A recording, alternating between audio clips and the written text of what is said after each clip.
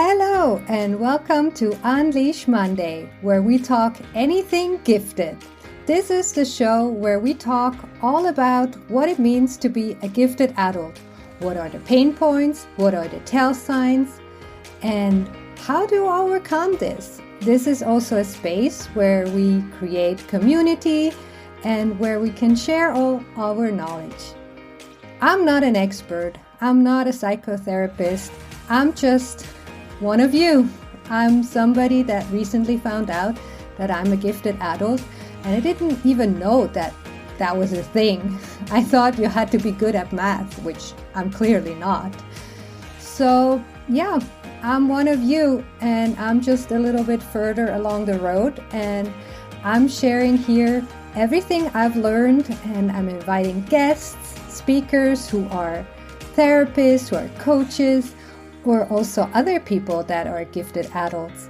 And we're just having a conversation to create a space where we can fight the stereotypes and fight the prejudice and really create awareness of this topic. So I'm so happy you're here. Welcome, and let's start the show. Today, we have a very special guest. We have Paula Prober, a psychotherapist, consultant, blogger, and author with a private practice in Eugene, Oregon, with us today. She has over 35 years experience with working with the gifted people. And she has been presenting at universities and webinars and conferences.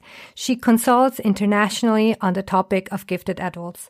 And she wrote a very famous book called The Rainforest Mind, a guide to the well-being of gifted adults and youth. It is really an in-depth look of what it means to be gifted and have such a mind that's like the rainforest. But she will tell us a little bit more herself, and she's here today. So welcome, Paula, to the show. Let's dive right in. Welcome, Paula, to the show, and I'm so happy you're here. Oh, it's great to be here, Nadia. I'm looking forward to our talk. Would you like to say a few words about yourself and how you got interested in this special topic of giftedness? Sure, yeah. When I was in my 20s, I was a teacher, and that was my first career out of college. And I was teaching sixth grade in a middle school. And I had a couple of colleagues who told me that the style of teaching that I had would be good for gifted children. And at that time, I said, what's a gifted child? What does that mean? I didn't know. And I was one of those teachers who, what would I say, kind of creative teacher. I used projects, and not everybody was on the same page at the same time. And I didn't use the workbooks. And I wasn't a traditional type teacher. It wasn't where everybody was listening to me talk all the time. Some of those more traditional teaching methods. I created an independent reading program, those kinds of things. And that's what came naturally to me and I enjoyed doing. And that is the kind of education that works better for gifted children, when they're not forced into doing the same thing and waiting for the other kids to catch up and doing workbook pages where they're filling in the blanks and all of that. And so I went and looked into it. And where I was living at the time, they actually had a master's degree program in gifted education. And so I got into that program and got a master's degree in gifted ed. And then at the time I was living in Pennsylvania, and they had just passed a law that said that the school district had to identify and serve the gifted children in their schools. And so jobs opened up for teachers of the gifted at that time, where they identified these kids and they created these pull-out programs for the gifted kids, which were not adequate because it was 2.5 hours a week, something like that. It didn't really serve their total educational needs, but it was at least something. So I got into the field and I loved it. I loved the kids. They were amazing. And I got to teach the way I wanted to. And I had small groups of gifted children and a lot of independent projects, and they got to be with each other, which they really needed. And it was wonderful. That's how I got into the field.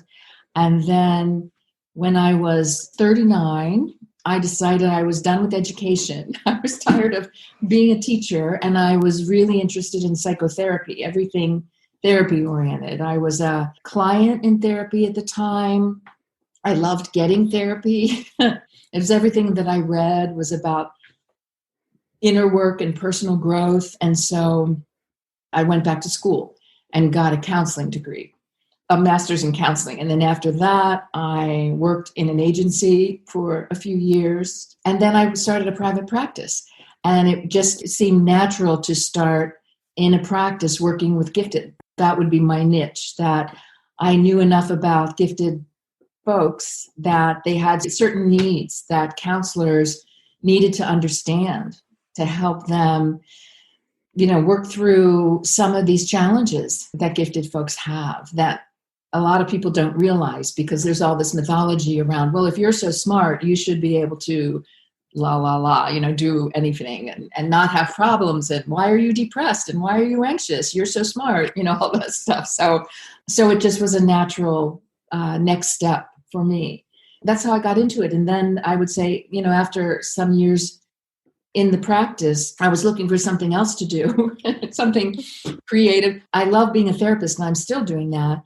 But then I started blogging and writing about it because I wanted to spread the word further than just my little town in Oregon. And I love writing and blogging. I enjoy it. I can be a little funny and, but really send out an important message to people around the world who haven't heard about this, or who are highly sensitive and intuitive and creative and intelligent and never fit in anywhere. And, they're lonely. And I wanted to reach a larger group. So I started the blog, and I enjoyed that. And then a small press found my blog and asked me to write for them. So that's how the first book came out. I wrote the book. So that was my first book. And then I had been blogging for maybe it was just a few years at that time. And maybe it was 4 years. And people had asked me to put the blog into a book. So that's my second book. I took the most popular posts from my blog and organized them by topic and put them into the second book. And at the end of every chapter, there are exercises that you can do to get to know yourself better and work through some of these issues, the perfectionism and the intensity and the sensitivity and all of that. So that became my second book. So that's it. That's my little story. I just read your book and I just downed it in 2 days. I loved it. It was really great.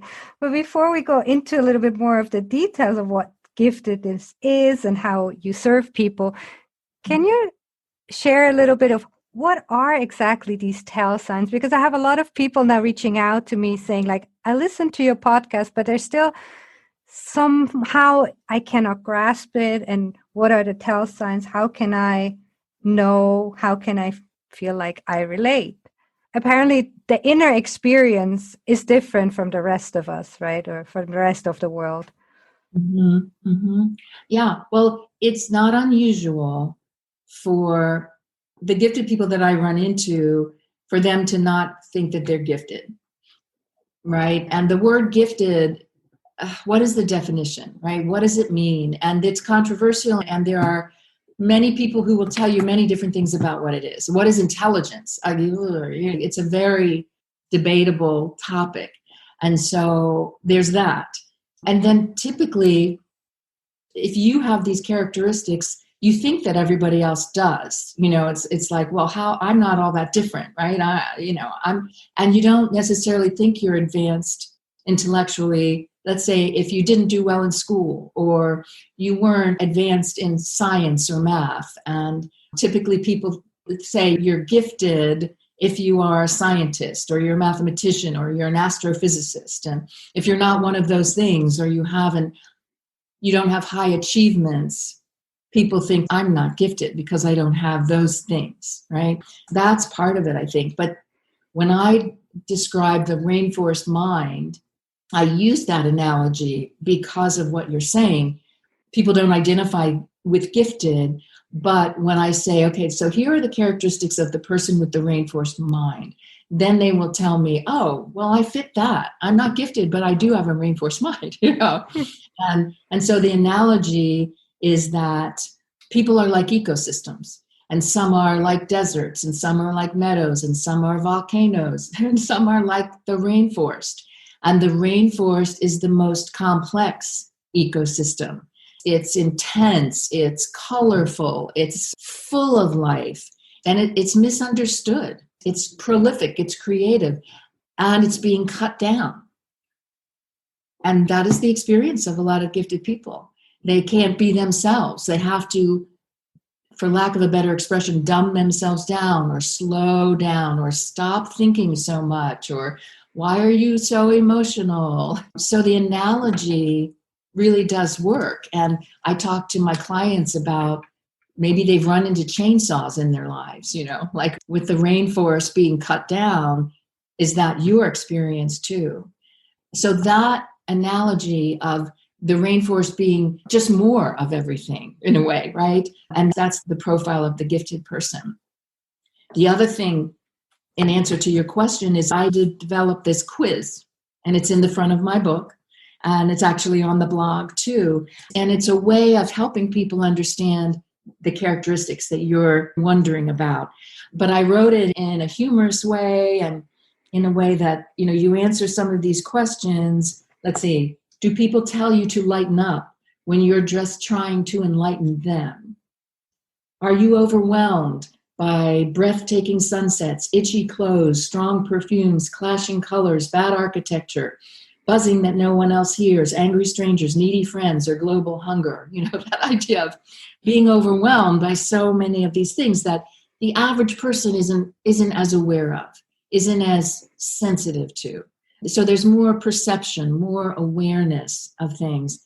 Another one of the questions, do you see ecru, beige, and sand where others see only white, right? So you have this capacity, this perception, this ability to see more deeply, to understand more, to question more. So there's like this moreness, and then there's this loneliness of having a difficulty finding friends, finding people who get you, finding people who care as much as you do about the planet, about climate change. It's although more and more people hopefully are getting aware of that, whether they have these characteristics or not. But sometimes the gifted person is just more concerned about justice and fairness issues, let's say.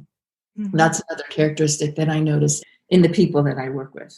Is that helpful? Does that give you a... I think so. So I would share the link to your quiz in the show notes so people can go and look at them. And I already had a few mostly female friends that then went and did a little bit of research, and they read some books, and they could highly relate, but they still have this inner resistance. They're like, I can relate, but it's not me, right? Like, it cannot be. Everybody thinks like this checklist is kind of like probably applying to everybody, but as you said, it's not. And my question is, so they're now afraid to go and be officially evaluated by a professional. They're afraid that even though this will give them an answer and they can highly relate, they're really scared that by going the next step and looking into this, that then the person, the psychologist, will say, yeah, nice, but you're not one of them. And then it kind of takes away this explanation that they were so longing for. Mm-hmm. So in your professional experience, how many people had shown up to your doorstep and said, I've taken your quiz, I can relate, and at the end you had to say, no, you cannot be? Actually, no one. This is the answer I was hoping for. Yeah, if people read it, if you read my book, or you even just look at the quiz and you answer yes to many of those questions, then chances are that really good, that you have a rainforest mind. And you know what I say at the end of the quiz? I say, if when you read these questions and at the end you say, well, it depends, you can't answer yes to many of them, then you probably also have a rainforest mind too, because you are analyzing the questions a little more deeply, and you're thinking, yeah, but this is da da da da da, and I do this, and it's like, so that again, that need to really look deeply into things would also be an indication. Yeah. So no, Nadia, it's just very, very common for people that I know that I work with to not really believe it about themselves. In fact, most people tell me that they don't really think they fit. And yeah, so I think that's part of, that would be on the list, you don't really believe it. Because you know people who are quote unquote smarter than you are. You know how much you don't know, right? I think that's part of it. Maybe you aren't a big reader, or you don't fit in what people expect smart people to be like. You're very sensitive and no one's ever told you that intelligence includes high sensitivity. So it's really normal to not believe it. And just to add another thing, testing isn't necessarily, I don't necessarily recommend that people go to a psychologist and get a test for an IQ, because not every gifted person tests well. Sometimes there's all this anxiety.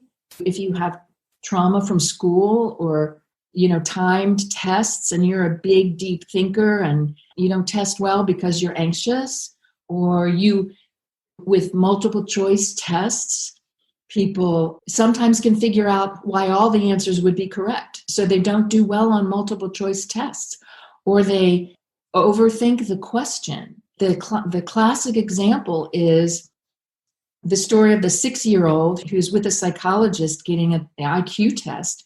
And the psychologist says, "What does a doctor do?" And the child doesn't answer.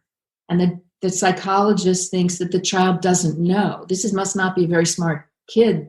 She doesn't even know what a doctor does. And the child is thinking, well, do you mean a cardiologist? Do you mean a gastroenterologist? Or you're talking about a family practitioner? Like the child is thinking more deeply about the question and doesn't answer. And that's what the gifted person does. They can believe that they must not be smart then. Does that make sense? That makes total sense. And I also spoke with other therapists in the gifted field, and they say it's more a holistic evaluation.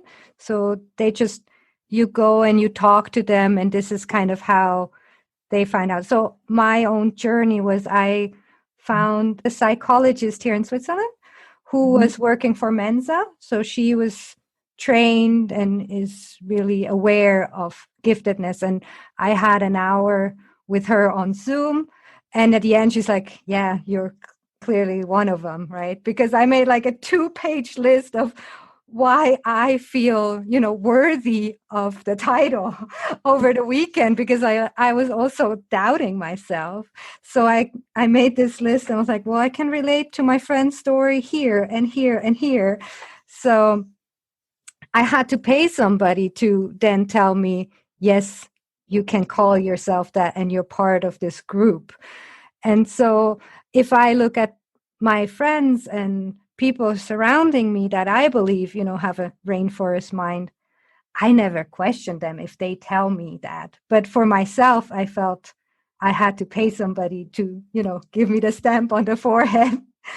Now that I'm a little bit further along in the process, I really want to help also unidentified adults really connecting to themselves and realizing that this could really be an explanation and helping them for their own journey.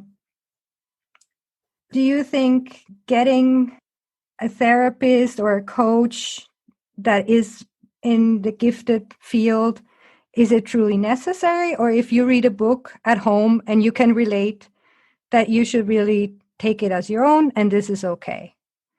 Oh, I think it's fine. I think it's fine to, right now there are my books, and then there's the book called The Gifted Adult. Have you read that yet? Yes. I think, between those, just those, I mean, there will be, I'm sure there are others that I can't think of, but there aren't that many books for adults, right? But if you read the articles on gifted children, and then you can think about how was I when I was a child, those could help too. But I think, I don't think you need to go to a coach or a therapist unless you want to, unless it would help you just to feel supported. It's the clients that I see in my counseling practice are all dealing with trauma. So they're not just coming questioning whether they're gifted or not. They have they come from a dysfunctional family, they come from trauma. So we're doing that more traditional therapy work, but also with the understanding of what does it mean to be a gifted person growing up in this kind of family. So those people, that's definitely, you want therapy, you want a therapist for that. And it can be just helpful to have somebody who understands you. So to get coaching for those reasons are great, but you don't need it. You don't have to do that.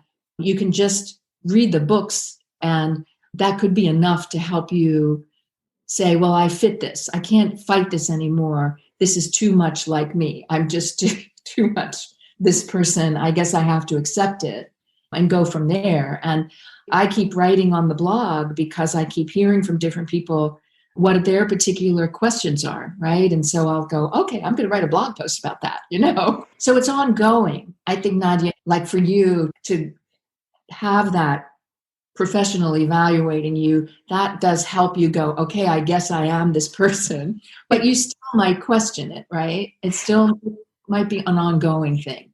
Because the imposter syndrome comes in, right?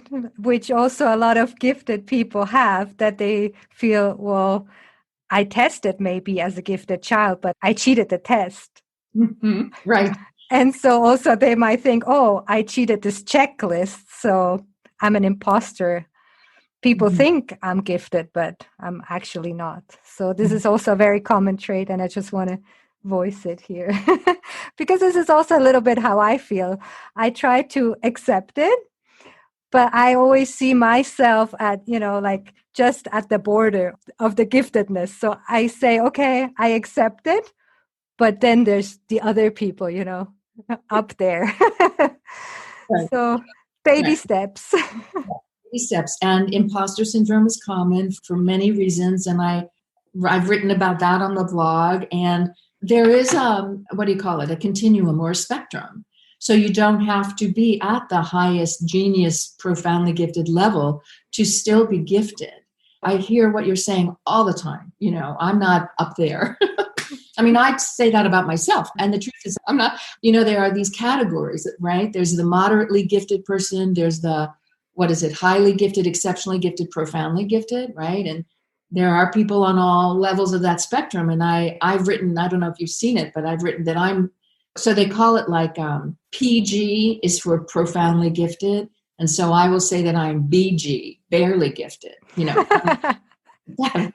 And and I've known so many gifted people for so many years, I know where I fit on the spectrum, but I'm still really good at being doing what I do. But it's okay to still see yourself there and somewhere on the spectrum. You don't have to be Elon Musk, someone who does all that. That's who we think is gifted. And so if we compare ourselves to that, none of us are going to measure up. We don't, build rocket ships and Tesla cars and whatever else he does, So imposter syndrome is common. And just to repeat of what you said quickly before, because this is also something I really heard already talking to only 3 people. They said like, well, I cannot be gifted because I was bad at math. Like I cannot do mental calculations. Mm-hmm. I had bad grades. I've dropped out of school. I cannot learn things by heart. And again, this is really common. Right. All of those things. That's what we think giftedness is.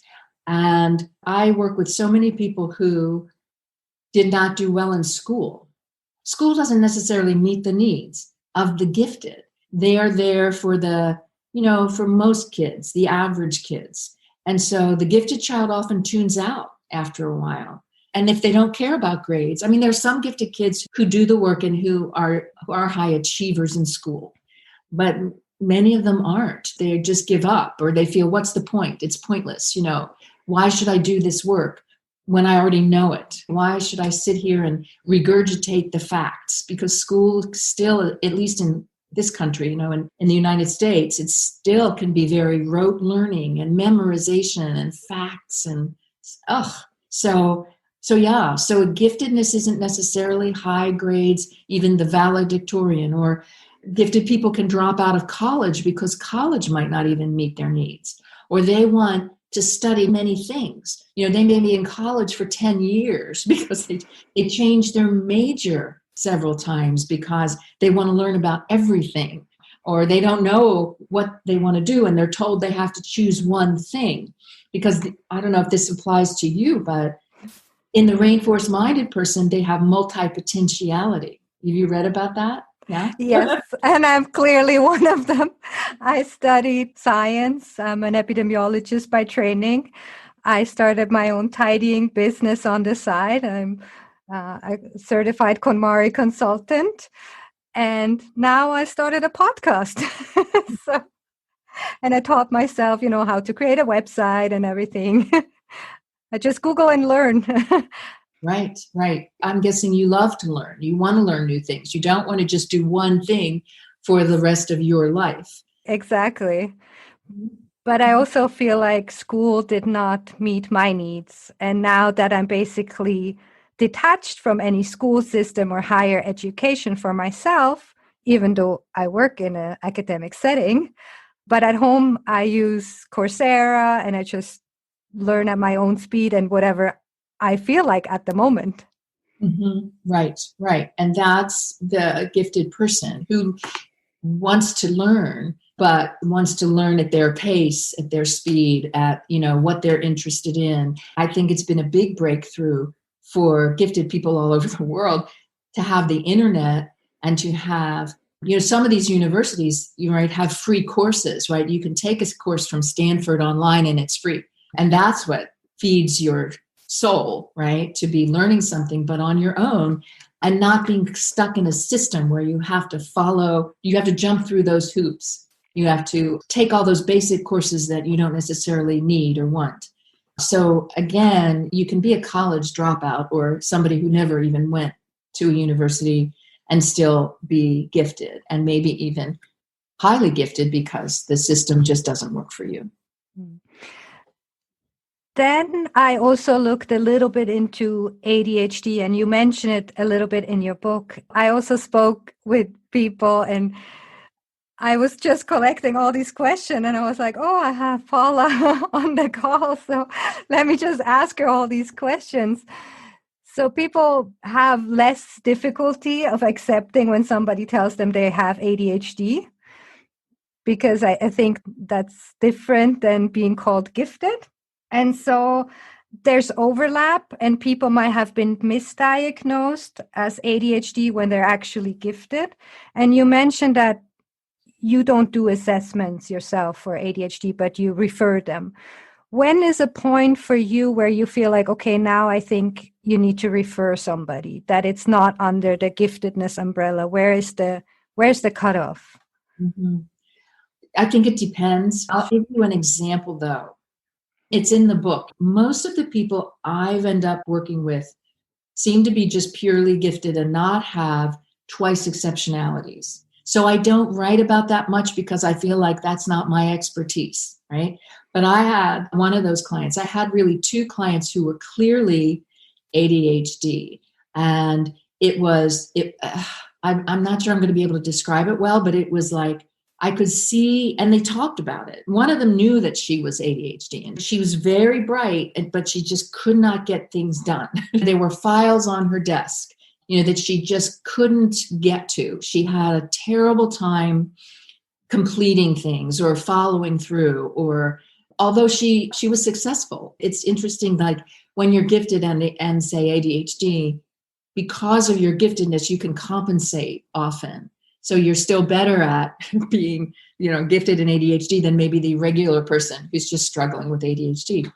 That she and this other client described to me it was so hard for them to complete things or to finish something or to stay on a schedule, or things would just pile up. The analogy that the one client made was, she said that her brain she used these words, frazzled, and she said, it's like there's a basket of snakes, and this is her brain. There's a basket of writhing snakes, and you put your hand into the basket, and you grab a snake, and you pull it out, and you try to straighten it out. It's like, that's her brain. It's like, oh, boy, okay, that was, that was like, oh, okay, that would be really hard, So that was a great way to describe to me, to try to get what it meant.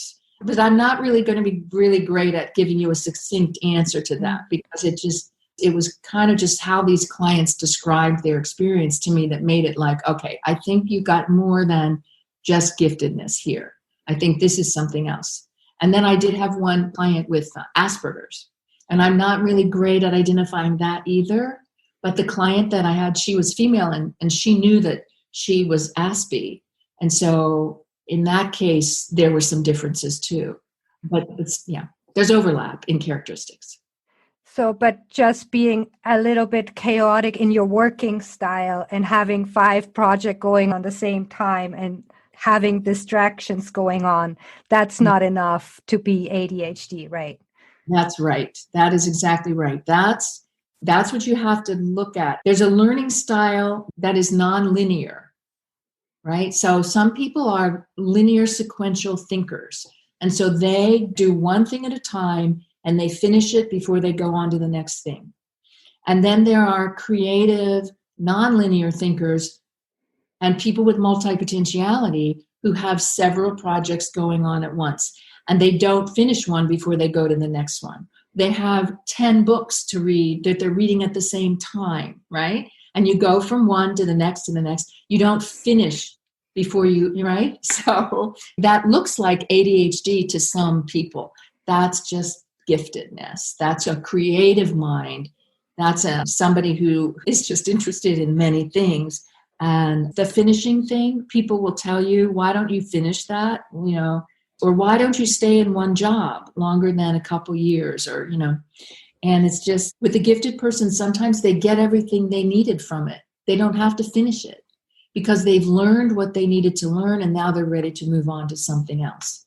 Or in a job, they've mastered the job and then it's boring to stay in that job. You want to go to another thing, and it may be in a totally different field. And that looks flaky to the average person who is just happy to be in one job for 30 years. They want to master the job and then they want to stay there. But when you master it, you're done. And what's next, right? Oh, I love talking to you. And I'm just here nodding, not interrupting you, but the people cannot see it, but I'm just nodding. You described me so well. Is there anything you would like the audience to know, or something that you would like to share, something you wish you knew earlier, or something you wish your clients would know?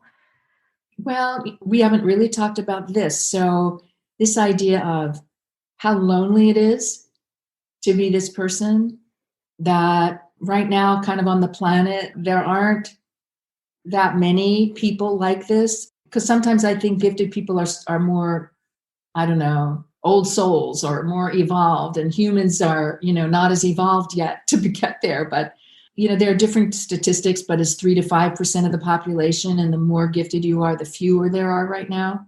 And so it can be really lonely. So my advice is that you look for other rainforest-minded people, that you understand this is you. That's right, the important thing, right? You read the books, you read the blog, you start to accept, you listen to the podcast, you start to accept that maybe this is true. Maybe this is why you have been so lonely, why you have had trouble communicating with other people, that they don't get you.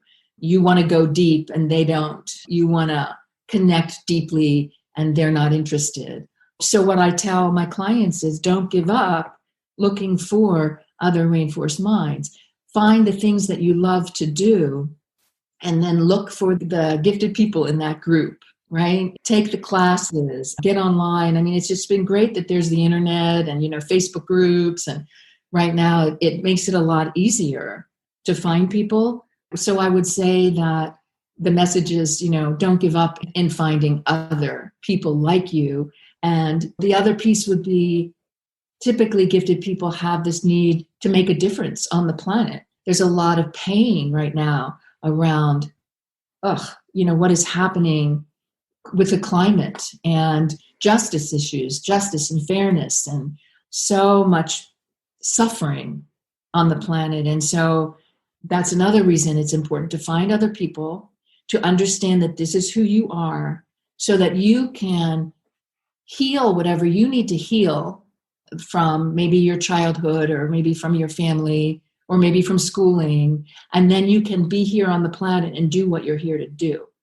You can find your authentic voice and be that person, because the planet needs you to, have that compassion for yourself, understand who you are, and then find the different things. Now, so it's not one thing, right? So find your authentic voice to do the many things that you are here to do on the planet. That would be, I guess, my message. Mm-hmm.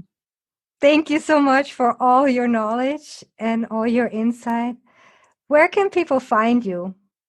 Well, the easiest would be to go to rainforestmind.com. That's my blog and website. And on there, you can see where the books are. You can get the books. You can read the blog. That's probably the best way. And then there is a contact sheet on the blog if people want to contact me. That would be, I do consulting around the world, so I would be happy to meet people. Thank you so much, Paula, for your time and for being here. And I'm sure we hopefully stay in contact. I would love that, Nadia. That would be great. Thank you. This has been fun. Wow, what an amazing conversation that was. I hope you enjoyed it. I hope you got something out of it, and maybe you also have a rainforest mind. And as Paula said, if you can relate to some of the points that she mentions in her quiz, that the show notes will point to her website, if you can just relate to a few of those, you actually might have a rainforest mind. You might be one of us. So embrace it and just keep on listening. And I'm so happy you are all here. And I see you in 2 weeks. Bye.